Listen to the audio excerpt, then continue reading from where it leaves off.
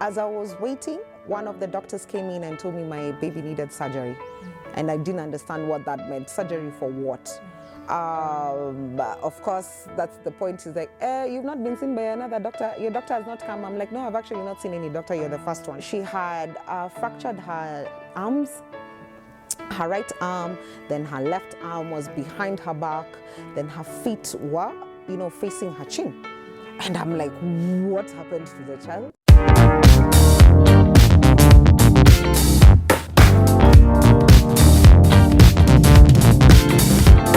My name is Esther Masika. I'm the founder of Tunu Africa and the Bold One Out movement. We are a movement of extraordinary moms raising little angels who are born with extraordinary conditions.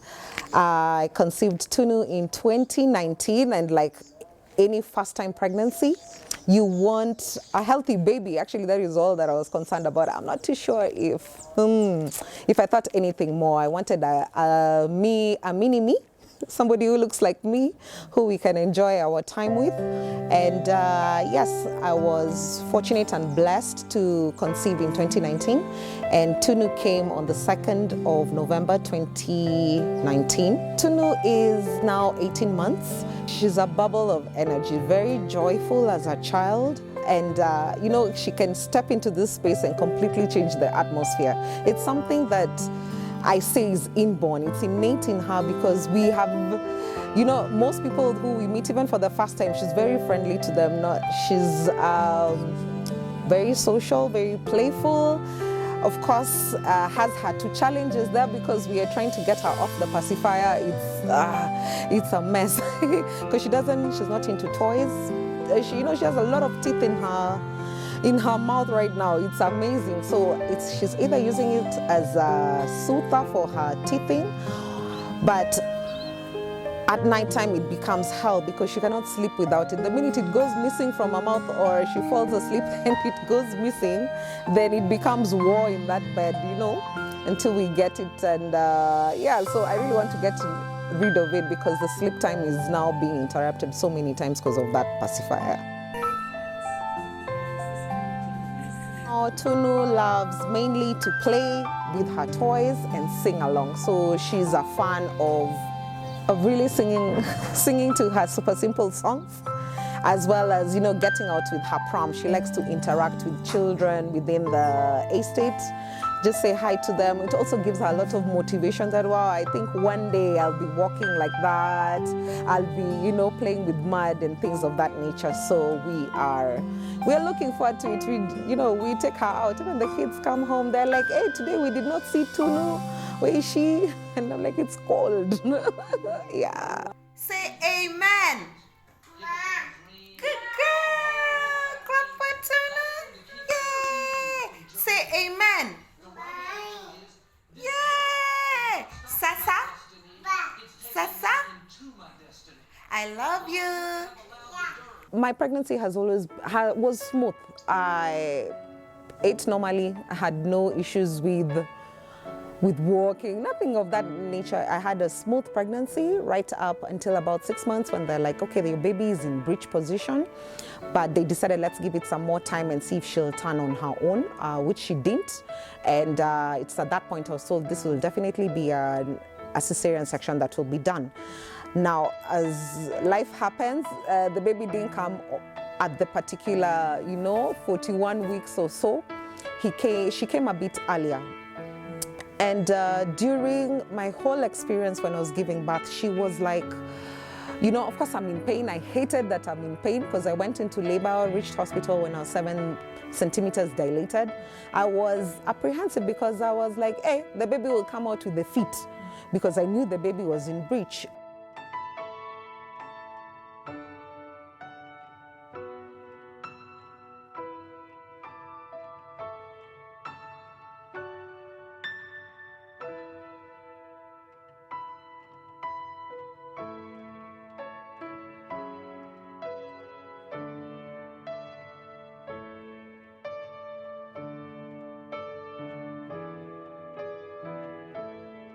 much, but we thank God that my gyna just happened to be in hospital at that time and attended to the baby. So when we are in theater, he's trying to get the baby out, and he's finding it very difficult, and he's like, something is not right about the way the baby has sat in the stomach.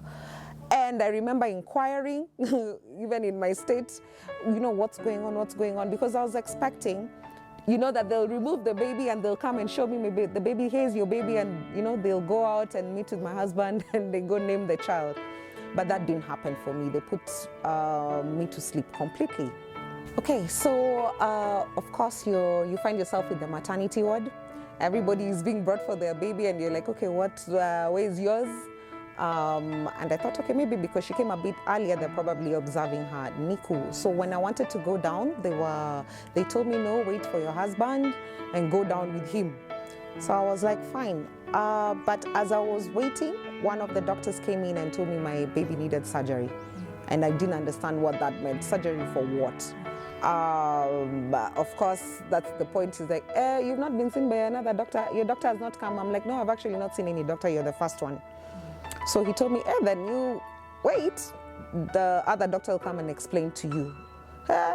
And that's how I got up from bed, and I'm like, take me now. I want to see my baby now.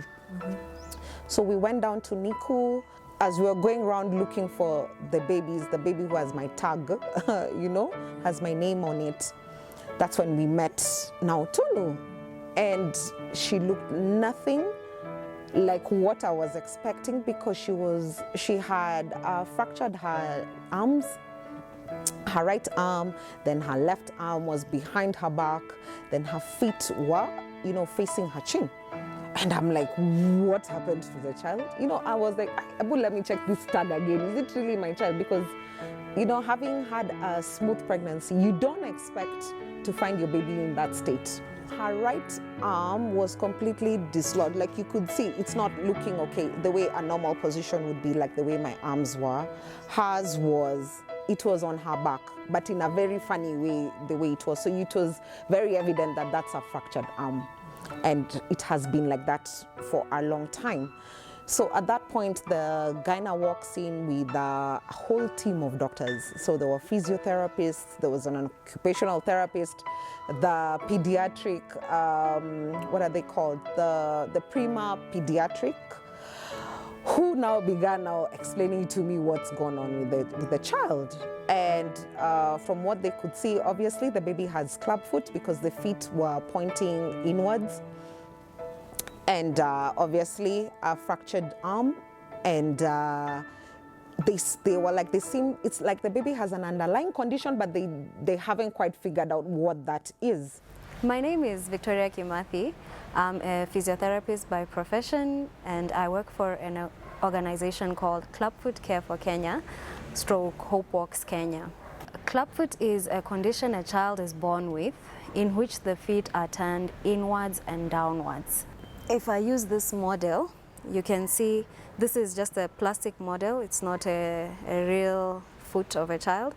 So you can see that the feet are turned inwards and downwards, making it very hard for somebody in the future to walk. So in a nutshell, that is what clubfoot is. AMC, on the other side, its full term is Arthrogryposis multiplex complex. It is a group of conditions that basically means that the muscles are stiff, or there is joint stiffness in the body, and it's in all the joints.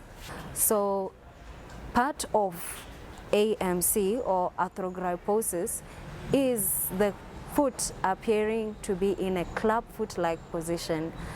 The difference now with clubfoot is that clubfoot can occur on its own or together with other conditions like AMC, spina bifida, and many others. And it's at that point they just started telling me, now the baby needs to undergo clubfoot treatment, which means 6 weeks of casting, followed by a minor procedure called a tenotomy that will cut the back of the Achilles foot to release the tendon, and then she gets onto a special shoe called the bind brace. Clubfoot is treated through a technique known as the Ponseti method. Ponseti is a doctor, an orthopedic surgeon, who developed this technique and about 40 years ago, which is now being used worldwide. It is the gold standard method for treating clubfoot currently globally. It's a conservative method that does not involve any surgery at all, that has two main phases. It has the corrective phase of treatment and the maintenance phase. In the corrective phase, there is weekly casting and manipulation, a small procedure known as the tendo-Achilles tenotomy. It's just a release of a tendon that is over here, usually attached to this bone called the calcaneus bone or the heel, and then bracing. So these are the braces that are used now in the maintenance phase. So the whole process takes 5 years of treatment. At 5 years of age is when the child is discharged from treatment. So you can imagine for a first-time mom being given this load of information and this is the first time you're laying hands on your child. I was devastated. I don't even know how I was even standing. I don't know. I had no tears. I think it was just the shock of it all. You're completely clueless because this is not something you are anticipating. No scan, nothing showed that your baby will be born with this condition. So I was not equipped for what was before me. Whether information-wise, whether for myself mentally, I was not equipped for it. So you sort of just go with what the doctor is telling you to do. And they began doing her clubfoot treatment immediately. So they manipulated her foot a bit and then did the first cast on the first day. Now on her arms, we were like, now what happens to these arms? Because they are facing behind her back. So it needed them to, face them forward and then put some splints to help her left hand. And for this one, sort of like a sling, the same way you find an adult who have fractured their arm, they have a sling. So tie it in that position so that it heals the right way. It heals when it's facing forward and the right way. But she kept on, I guess because she was in that position for a very long time in the womb, as the doctor told me, her default was to have her feet at the back. So she kept on somehow wiggling herself out of the bandages. And in the morning you find she's returned her hands backwards. So that was really stressful for us and the doctors. But they managed to, just keep doing their best to do it. But I can tell you as a first-time mom, it was painful watching your child like that. This is a child who is supposed to be breastfeeding, all those nice things that you imagine you'll be doing. Oh, wow, you have been through those classes for how you breastfeed, how she'll latch on, none of that. Because now the baby is in splints, the baby is in casts, she's in the incubator. And then you're being told you have to produce milk. Milk from where? Milk from where? Already mentally, my head is not there. I'm just so concerned about what's going on with the child. And here I am supposed to be producing milk. So milk was such a challenge for me. So you find it was 5 ml, I was just being told, you bring what you can, And they were very insistent that they cannot put the baby on formula. It has to be my milk. And that was hell. I drank all those lactating, name them. It just did not help me at all. I think because psychologically I was so affected. And I can say the social support was not really there because I don't recall a time where they were walking this journey with me. It was sort of like, this is the condition of your child, now start dealing with it sort of a thing.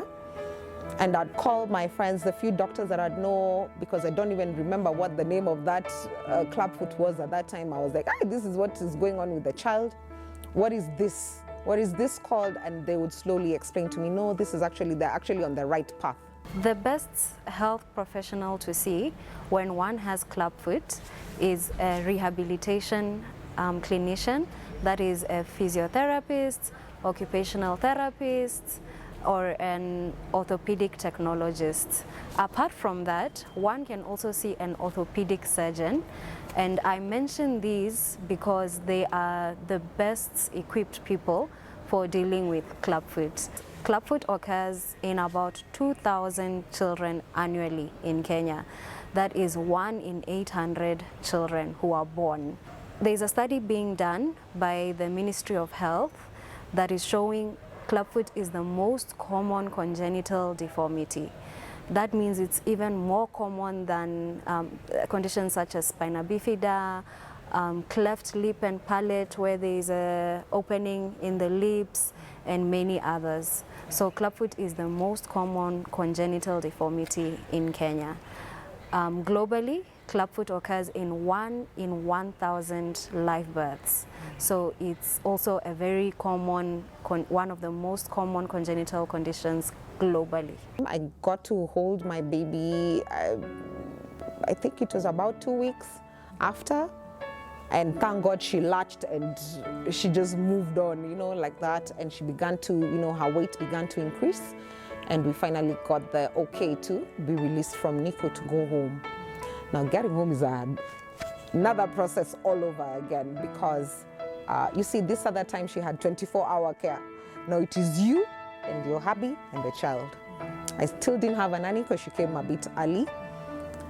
And you can't bathe your baby because she's in casts. You are constantly worried because the minute water touches the casts, then she runs risk of infection because her skin is still so sensitive. Holding her was such an issue because now you're like, okay, how do you even put her to sleep with this splint on this side, on this side? It was not a pleasant time. My motherhood journey, I cannot say was anything I had imagined. In fact, I was like, how do people prepare for this actually? How do you do it? How do you do it? But you know, you encourage yourself. I'm a believer. So it was a question of, no, there's a reason why this child landed, you know, in my hands. And so that whole bit of you're going to do what you can do with the help of God to just take the baby through this stage. And we did. We continued with her therapy at home. Very expensive affair because now you have home therapy. Not to mention COVID was over there looming. So it reached a point where we are not even able to go to hospital. That's why we just opted for the doctor to come home. But they're still concerned because you're like, this doctor has seen how many people today? How many people has the doctor interacted with today? And your baby is so young. How do we do this? Yeah, so for those ones, you just tell God, okay, you now take care of those ones. We have no control. I think when I left hospital, in fact, very many people did not know I had given birth. And I decided to just keep it that way because of all the shock that was around me. You don't want to, you know, you're not even understanding what's going on. So how do you even explain it to people what's going on? So I just decided to keep the circle small. So it was my immediate family who knew and closest friends who knew. I was blessed enough to have my family and friends come show support in whichever way that they could. Some, you know, because you need someone who will take care of the baby as you go shower, you know, something like that. And, you know, you don't have a nanny. So at that point, they would come in, bring, you know, make tea, make uji, make all those nice things to help the mom, to help me relax because everything that would happen to the baby is dependent on the mom.